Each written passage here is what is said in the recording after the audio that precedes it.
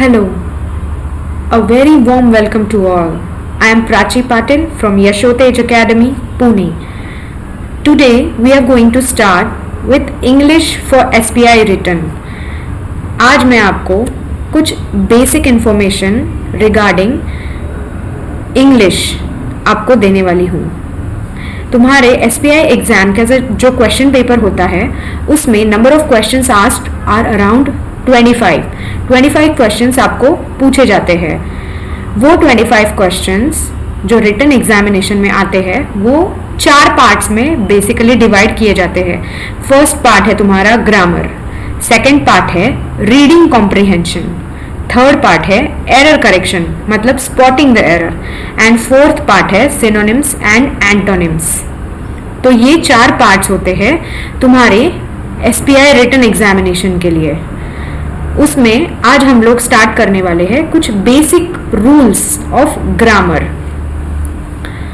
Now we will start grammar rules. तुम्हारा जो first rule है वो है the object of the verb और of a preposition when it is a pronoun should be in the objective form. इसका मतलब क्या होता है कि अगर तुम्हारा कोई भी सेंटेंस है, वो सेंटेंस हम लोग बनाते कैसे हैं? सेंटेंस बनता है subject plus verb plus object से. This is your basic rule. अगर तुम्हारा ऑब्जेक्ट प्रोनाउन है,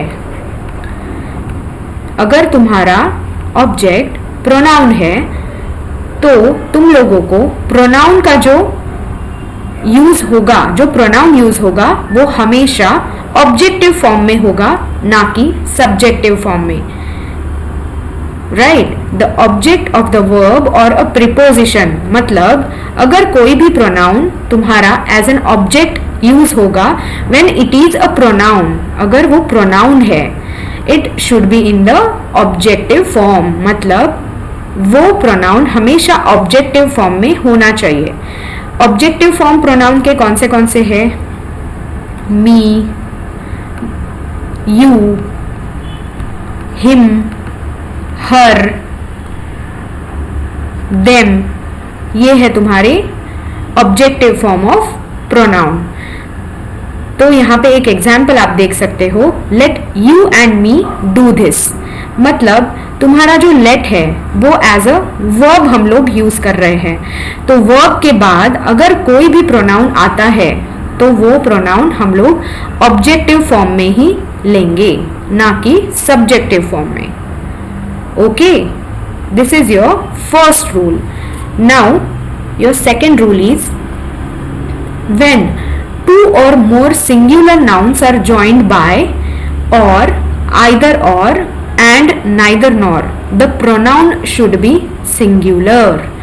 मतलब when 2 or more singular nouns मतलब तुम्हारे जो 2 नाउन है वो सिंगुलर फॉर्म में है, are joined by either or, neither nor or the pronoun should be singular. उसके बाद जो pronoun यूज होगा वो हमेशा सिंगुलर फॉर्म में होगा. आप एग्जाम्पल में देख सकते हो. एग्जाम्पल क्या है हमारा? either राम और Shyam forgot to take his book. मतलब यहाँ पे हम लोगों का जो सेंटेंस है, हमारे 2 सब्जेक्ट्स हैं राम और श्याम. ये 2 सब्जेक्ट्स हैं हमारे, वो हम लोगों ने either और से कनेक्ट किए हैं. अगर कोई भी 2 subjects in the singular form, Ram भी सिंगुलर है और श्याम भी सिंगुलर है, अगर 2 सब्जेक्ट्स हमारे सिंगुलर फॉर्म में है और हम लोगों ने वो आइदर और से कनेक्ट किए हैं, तो उसके बाद जो हम लोग प्रोनाउन यूज करेंगे, जो प्रोनाउन यूज करेंगे मतलब हिज, जो प्रोनाउन यूज करेंगे वो हमेशा सिंगुलर फॉर्म में ही होगा. अगर तुम्हारे दोनों भी सब्जेक्ट सिंगुलर है तो pronoun should be in the singular form only when these two subjects are joined by either or, neither nor and or. Okay, this is your second rule. Now next, when the complement of the verb is pronoun, it should be in the subjective form. When the complement of the verb. हम लोगों ने first rule जो देखा था वहां पे हम लोगों ने प्रोनाउन के बारे में देखा था कि प्रोनाउन हमारे वर्ब के बाद जो प्रोनाउन आता है, वर्ब के बाद मतलब हमारा जो सेंटेंस बनता है वो बनता है subject plus verb plus object से, राइट। ये हम लोगों ने देखा था। पर उसके वर्ब के बाद आप जो प्रोनाउन यूज करते हैं वो हमेशा ऑब्जेक्टिव फॉर्म में ही रहेगा, वो प्रोनाउन हमेशा ऑब्जेक्टिव फॉर्म में ही रहेगा। ये हम लोगों ने फर्स्ट रूल देखा था। पर यहाँ पे तो कुछ और ही लिखा हुआ है, when the complement of the verb is a pronoun it should be in the subjective form. मतलब अगर तुम्हारा फर्स्ट रूल है उसमें एक एक्सेप्शन आता है, अगर तुम्हारे हेल्पिंग वर्ब या फिर verb are in the form of to be, अगर वो टू बी के वर्ब्स है, मतलब is, am, are, was, were, will be, shall B,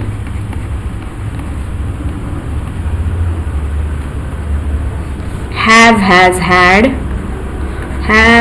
had, अगर ये तुम्हारे वर्ब्स हैं तो उसके बाद जो भी प्रोनाउन यूज होगा वो हमेशा सब्जेक्टिव फॉर्म में ही रहेगा।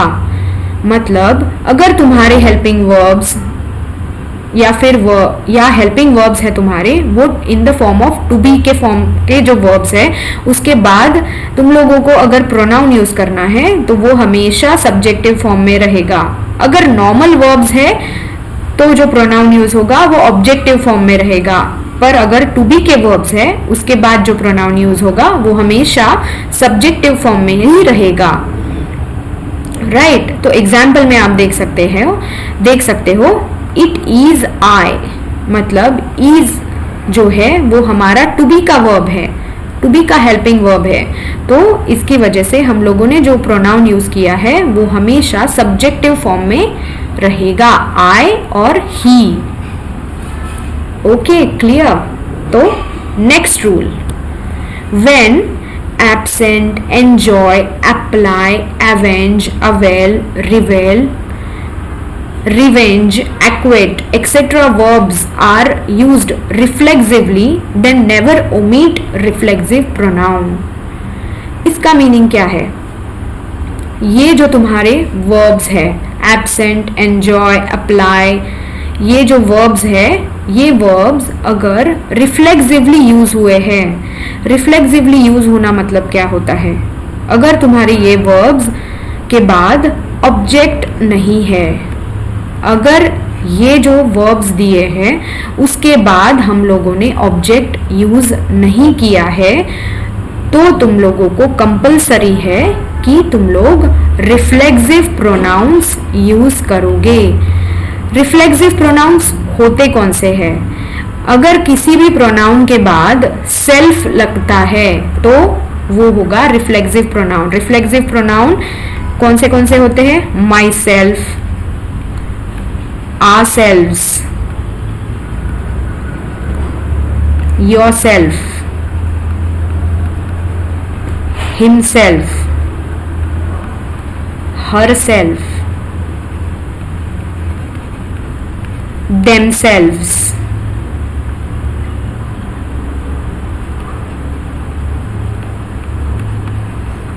ये है तुम्हारे रिफ्लेक्सिव प्रोनाउंस। तो इसका मीनिंग क्या है फोर्थ रूल का?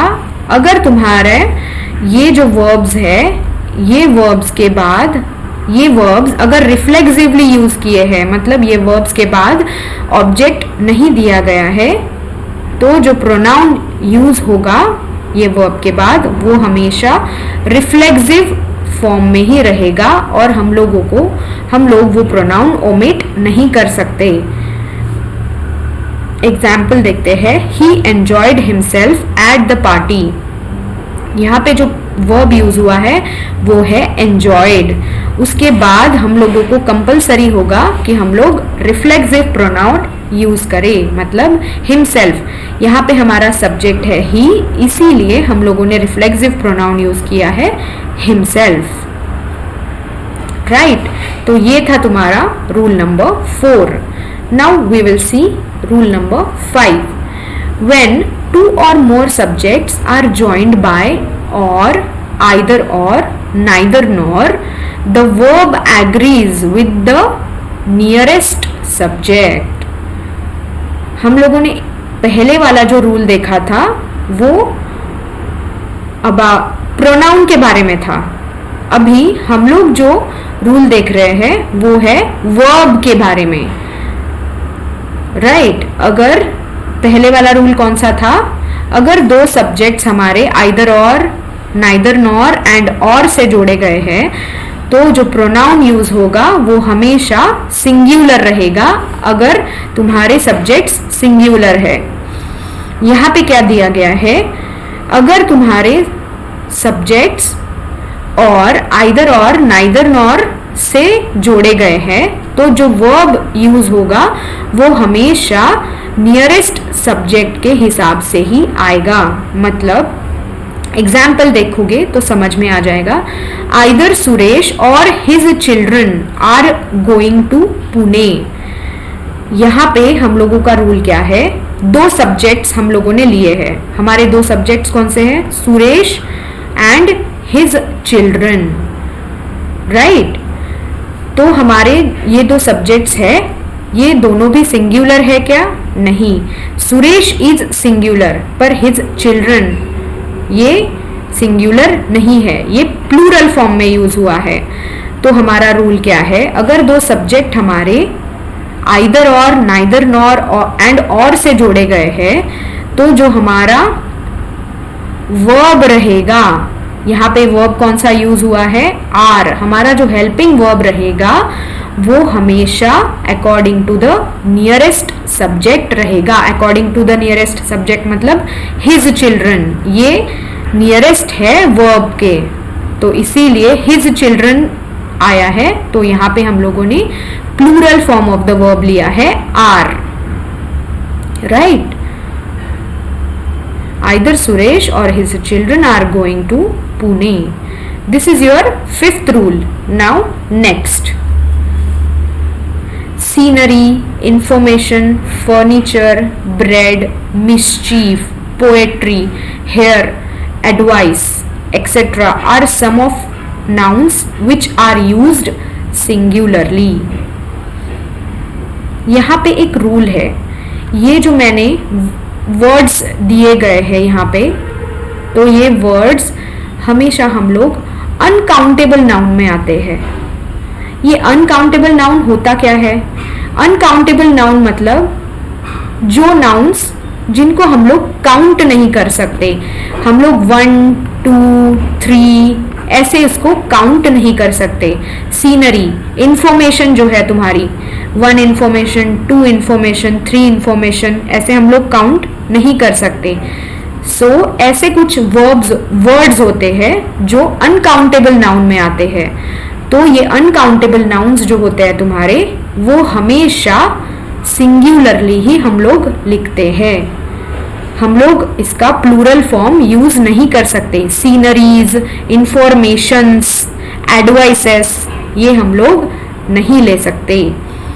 और यहाँ पे एक नोट करके लिख लो कि अनकाउंटेबल नाउन जो होते हैं तुम्हारे, अनकाउंटेबल नाउन मतलब ये जो नाउन्स मैंने तुम लोगों को लिख के दिए हैं, इस जैसे और भी नाउन्स है, आप लोग गूगल सर्च कर सकते हैं।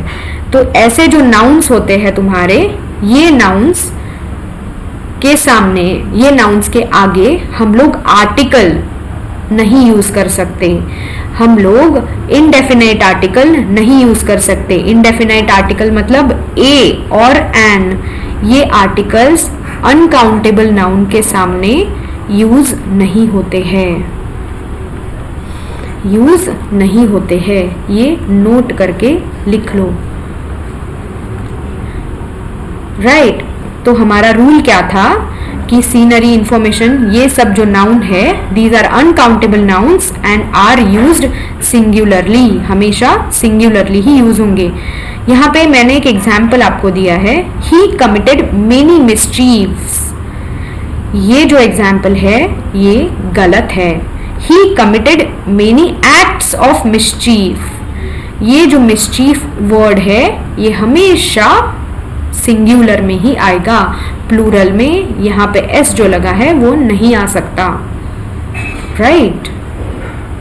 He gave me advices, he gave me advices ऐसे कभी नहीं होता, he gave me advice. Now rule number 7, use of definite article the. जो हमारे आर्टिकल्स है वो बेसिकली दो पार्ट्स में डिवाइड कर दिए गए हैं, definite article and indefinite article. Indefinite articles में तुम्हारे ए और एन आते हैं और डेफिनेट आर्टिकल में द आता है। तो हम लोग द कब कब यूज कर सकते हैं? फर्स्ट है तुम्हारा before the name of reverse. हमारी जो रिवर्स के नेम है, ओशंस है, गल्फ्स है, माउंटेन्स है, उसके आगे हम लोगों को द यूज करना है।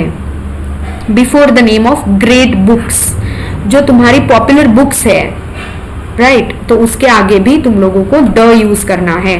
Before the name of countries, जो भी कंट्रीज के नेम होते हैं उसके आगे भी हम लोग द यूज करते हैं, right.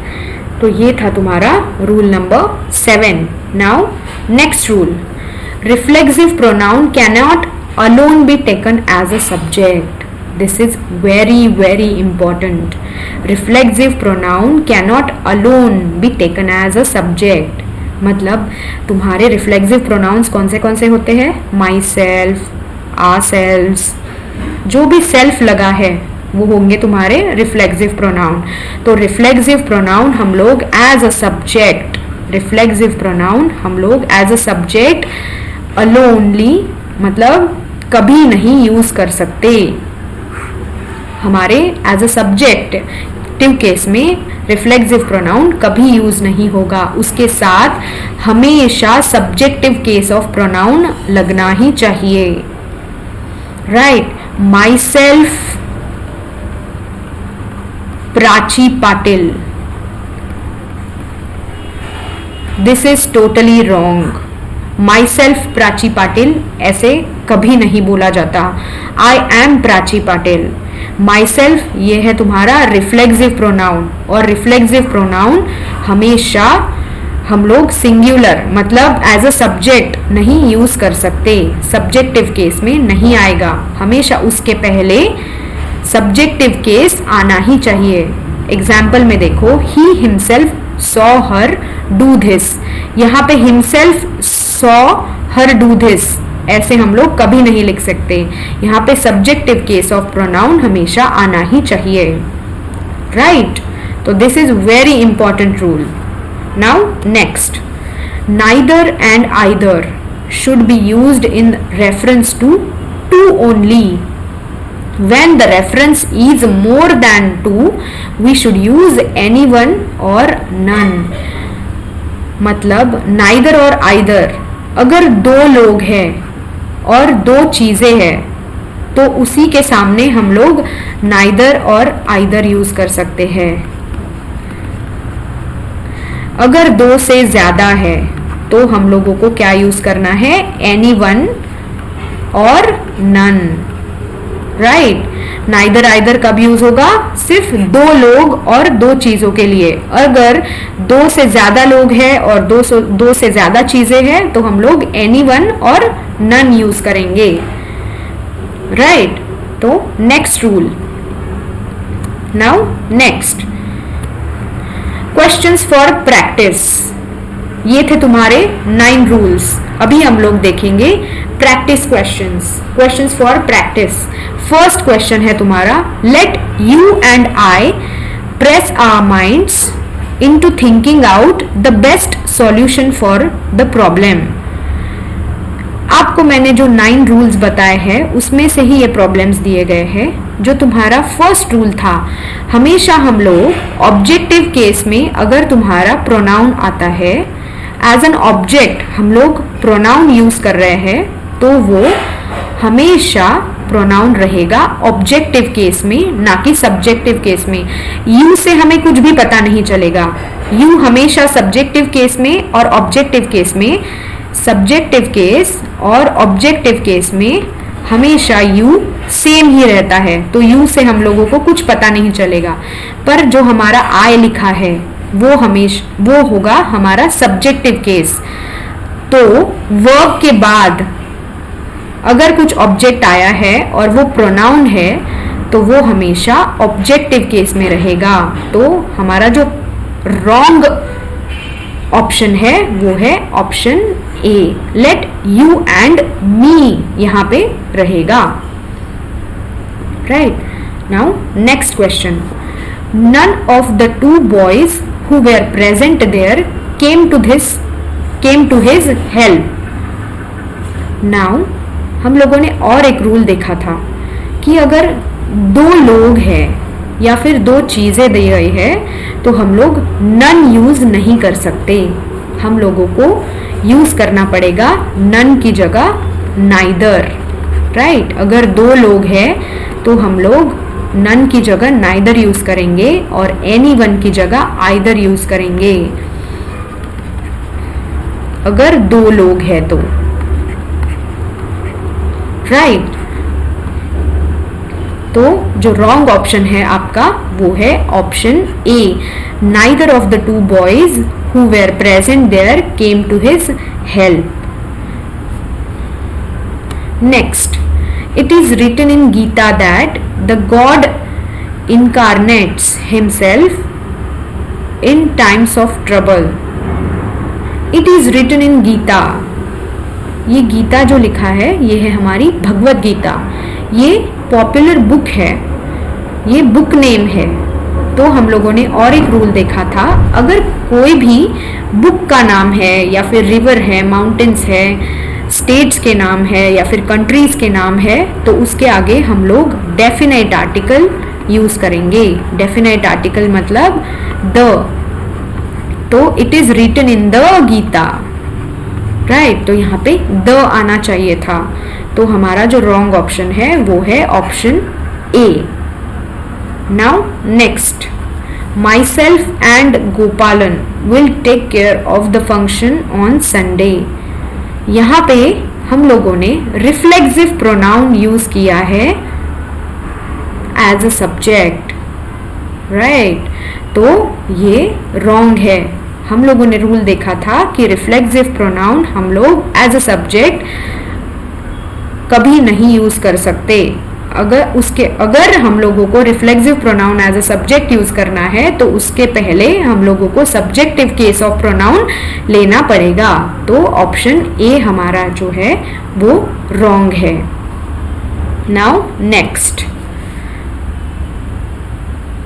The enemy has received many informations regarding the activities of the army of our neighbouring country.